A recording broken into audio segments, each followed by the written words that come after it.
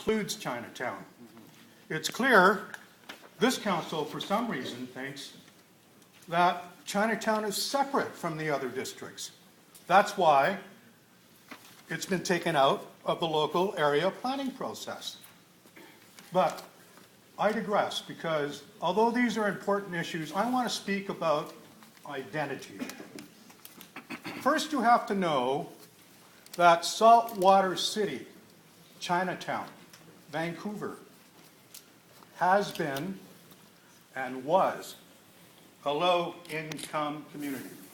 That is why the Chinese moved there. If you remember your history, and there are some councillors here that should, if you remember your history, the Chinese were confined to Chinatown. Why is that? Well, that's because 100 years ago, the political and economic forces of this province, of this city, after the Chinese finished building the railway in 1885, slapped a head tax on them for thanks. And then in 1923, they said, oh my God, you know, this tax grab of a head tax, now that we have income tax in 1917 to support the war, we don't need the head tax anymore. We'll just exclude them. That is, exclude them all, except for diplomats, academics, students, businessmen, and men of the cloth. That sounds like a little bit of classism, but I digress. So now we have a situation 100 years later, and what has changed? You know, I know, any of the property owners that are there know that Saltwater City, Chinatown, Vancouver, the downtown east side, is a low-income community. In fact, over 1,000 low-income residents live in that area, and you've heard from them. I've talked to them.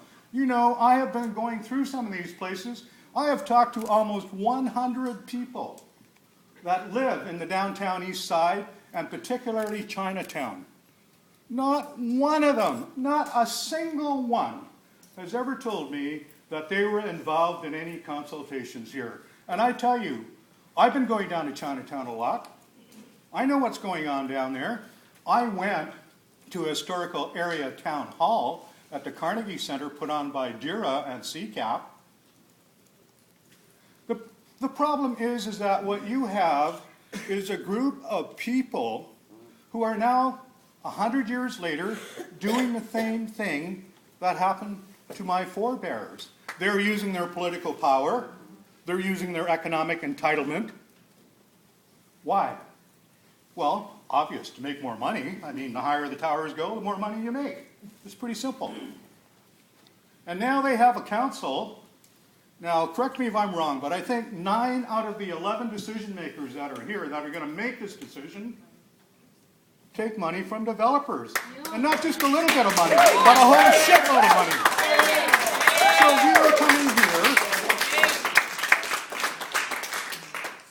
are coming here, and we can only do what we can do. We have organized, we're here, we went through Chinatown, we did visioning, we did all kinds of things, and we're here to tell you, I would really like to know, the Chinatown merchants, the BIA, all those presumably so-called leaders and pillar organizations say they have unanimous support. First of all, you know that's not true. You know that now. You have to see this, and you know it's not unanimous support. So there's a problem there. The other thing is, I don't know if many of you remember, but I saw some of you. In 2001 and 2002, we were trying to get health and safety initiatives in the downtown east side. Things like intakes for health. Where were the Chinatown merchants and the BIA? I seem to recall 43 groups in Chinatown opposed these measures. George Chow did at one time, but he came on side, and thank you for that. But let's remember, in 2005, these same organizations organized to fight against a no apology, no refund redress. We even asked City Council to write a letter to help us, and one of your councillors sat on it. It didn't go anywhere because I guess Larry Campbell was king then. So I just want to ask you, You're over your 5. well, I got a green light here. The light's still green? Yes. Be working then. Oh, well. So the screen is what counts down there, but you have more time. Councillor Woodsworth is on the queue to ask you questions. Mr. Tan, you were one of the leaders of the head tax movement, so I want to acknowledge that and what you did really move the things so that it happened. Not enough, but not poor. You worked for the Downtown East End Residence Center Association as a seniors organizer. And what did you see as you were organizing with the seniors in Chinatown? I saw the most remarkable thing. I saw seniors who were afraid to open their mouth, afraid to criticize the government. My grandma, when I got involved with the redress movement, said, don't get involved. You know, what if the police come in the middle of the night, knock on our door, take you away, tie you up, and throw you in the river? That's the kind of fear that goes on to a lot of seniors about governments. So that's what I know about them. But we managed to get a lot of them out to actually march on the streets and defeat the conservative and liberal agenda of a no apology, no refund redress. And we got some success there. And I think if you want to know, you can go to YouTube.com,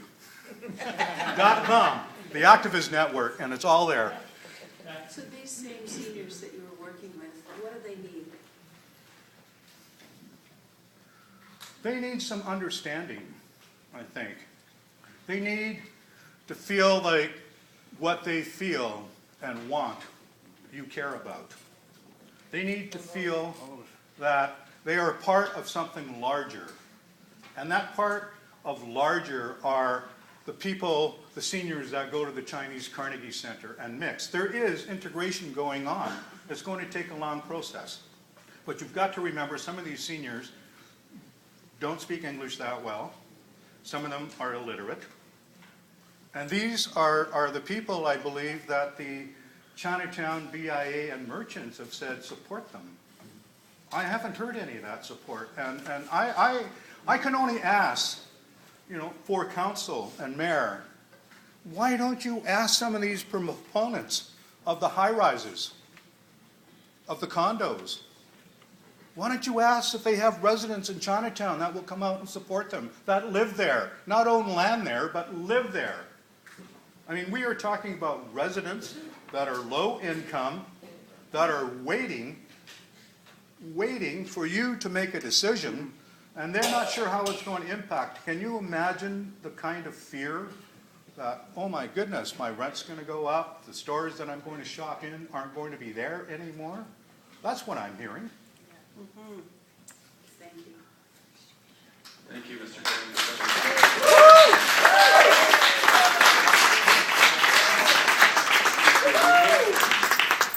Mr. Elizabeth Keller is next. Woo! Joseph Jones. My new hero. Yeah. You rock, Sid. I gotta take off. You gonna go? I'll give you 10. Coming! Oh, you keep it for now, I'll get it.